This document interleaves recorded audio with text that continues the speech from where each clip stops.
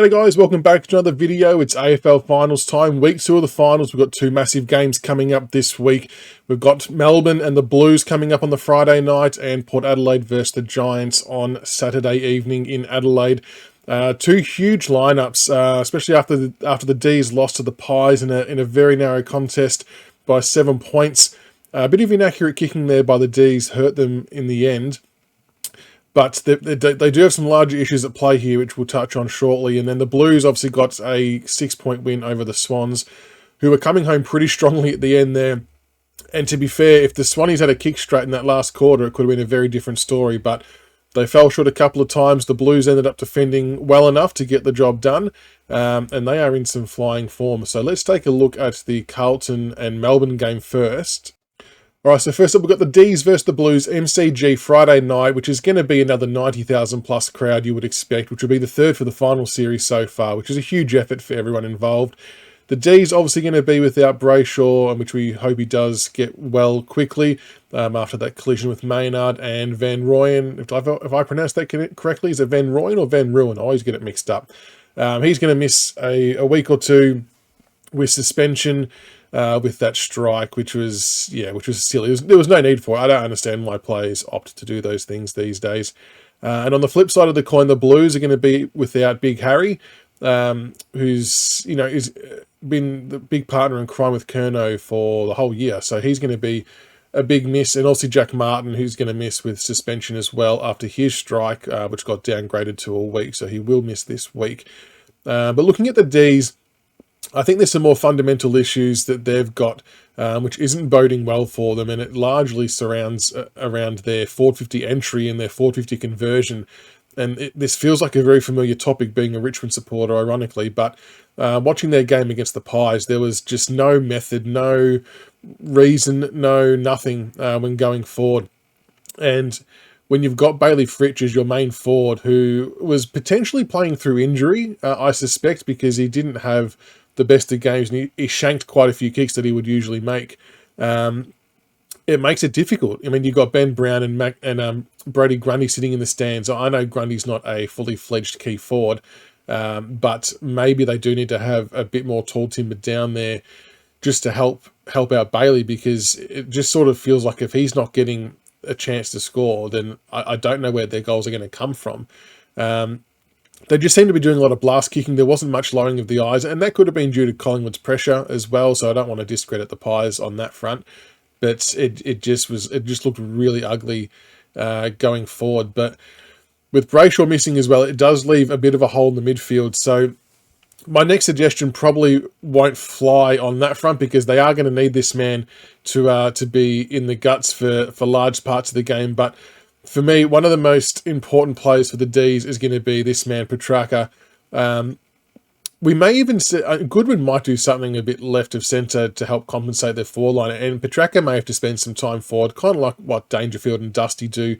He is dangerous when forward. He's got a good boot on him, good size, very hard matchup, but it will leave them a little bit exposed in the middle, I guess, when we're talking about no Brayshaw and potentially no Petrarca for times as well. So it may not play out for too many minutes that way, but I just think if they're not going to be prepared to bring in a Brown or a Shackey or a Grundy to help out Bailey Fritsch, they might have to go with a Petrarca. I think they've got McDonald as well, but that could be one option. And the other player who I did mention earlier is going to be a huge key for them is Bailey Fritsch.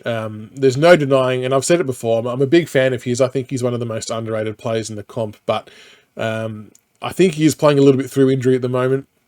And sometimes you've got to do what you've got to do to help get your team over the line. But he didn't have his kicking boots on against the Pies. He did miss badly some shots that he would usually convert almost 8 or 9 times out of 10. So if he can course correct there, and if he can get off the leash a little bit, he'll be a chance to kick 3 or 4 goals. But I just don't know if these two will be enough to kick a winning score, or if they're going to need some extra hands up forward, maybe some more midfield goals. Maybe Maxi Gawn's got to drift forward, who knows.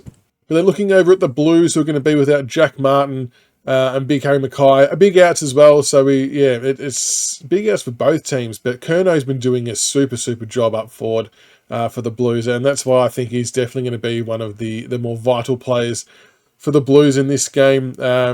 He's athletic, he can kick, he attacks the contest well, and if the Blues get some decent forward entries, he could sort of run right. So the D's are going to have to mark him closely. But I actually think this next gentleman is the most important player for the Blues in their chance of winning this game. That's Mark Pittonet. Because Max Gawn against the Pies had an outstanding game. I know they lost, but he played an absolutely ripper game, especially in the second half, and did everything he could to get them back into it. So Pittonet's going to have his work cut out for him. Because Gawn, let's face it, is elite in terms of ruck work, and Pittonet, while not elite, is going to have to hold his own, and he's going to have to at least try and break even more often than not to give the Blues mids a chance to get some good inside 50 to Curnow. But the Blues mids, when you've got Cripps in there and Walsh, they're going to be good enough to shark Gawn's taps as well at various stages and still generate their own inside 50s. So I don't think that pace is going to be too big of an issue, but I think it still stands to reason that Pittonet's going to be one of the most important players for Carlton in this game, especially if Big Maxi drifts forward, which I think he's going to have to do for the D's to be a chance. The question will then be, can Pittonet defend well enough, or can they team defend well enough to prevent him from taking marks and kicking goals? So, big game, a lot on the line. It's lose and go home. So it's as simple as that. I do think, though, as much as it pains me to say it, I actually do think the Blues might get this one done. I just think that the D's have got some fundamental issues with their game plan at the moment, and I'm not sure if 1 week is enough time to fix that in finals-like pressure. And the Blues just seem to be full of confidence at the moment. So for me, I'm going to go the Blues by 13 points. But let me know in the comments below if you're tipping the D's or the Blues and by how much. All right, taking a look at the second game now, we've got Port Adelaide versus GWS. Port Adelaide coming off a 48-point thumping from the Brisbane Lions in that first qualifying final. And I said early on that both of these teams do have some mental demons when it comes to finals time, and the Port supporters are already jumping off the bandwagon, so it seems. But they're going to be needing to respond to this massively. Otherwise, heads are going to roll. But huge defeat to the Lions.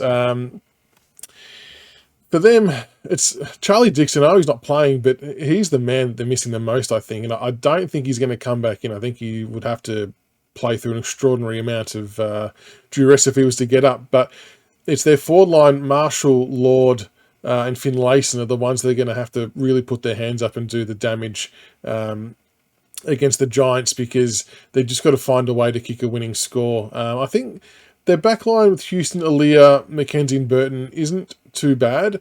Aaliyah is one of the best intercept players in the competition, to be honest, and I think he undoubtedly is one of the keys to the Port Adelaide side. So if he's allowed to do what he wants to do and play his natural game of intercept marking and running off Hogan and or Riccardi, that's going to go a long way into setting up a lot of attacking thrust from Port's defensive half.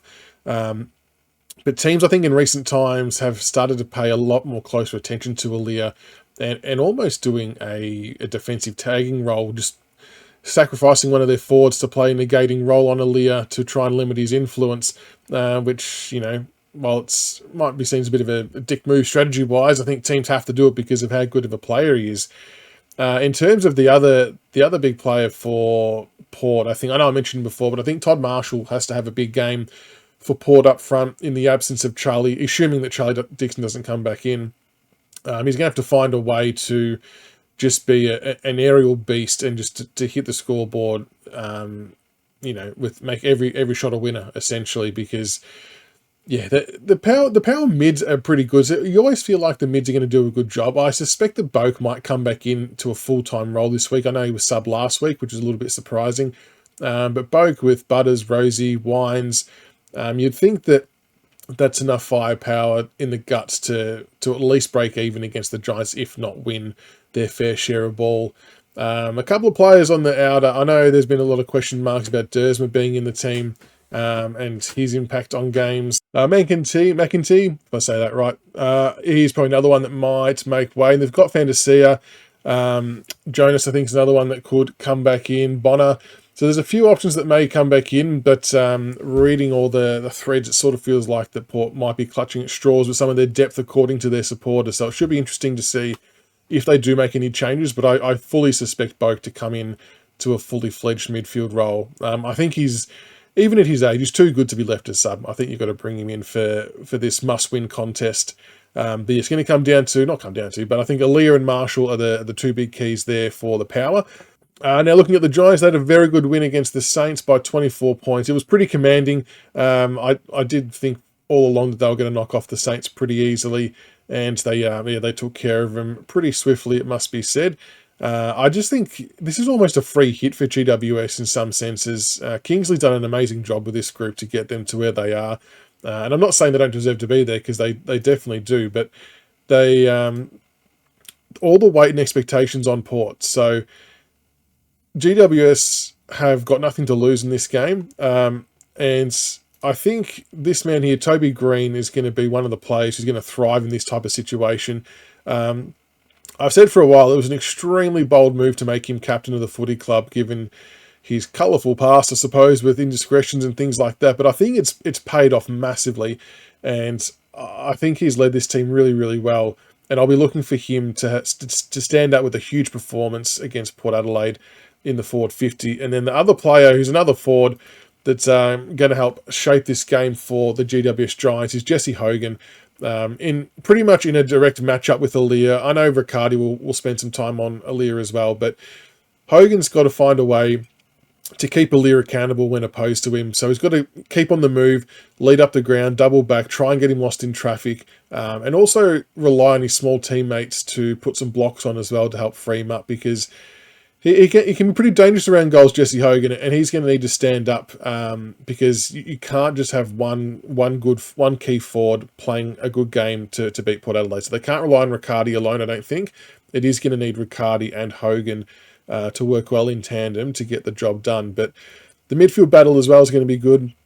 Josh Kelly, absolute freak. He gets a ridiculous amount of the ball. Tom Green has come into his own this final series already, putting up some big numbers in the first game. So it's going to be interesting to see if they go with a tag on him, or if he's left to his own devices and can run free and just rack up the disposals at will. But huge game for both clubs. I think the pressure might get a little bit too much for Port Adelaide, and I know it's a big advantage being a game in Adelaide, but I think the Giants are just running hot at the moment. So I'm actually going to be tipping the Giants by 9 points in this one.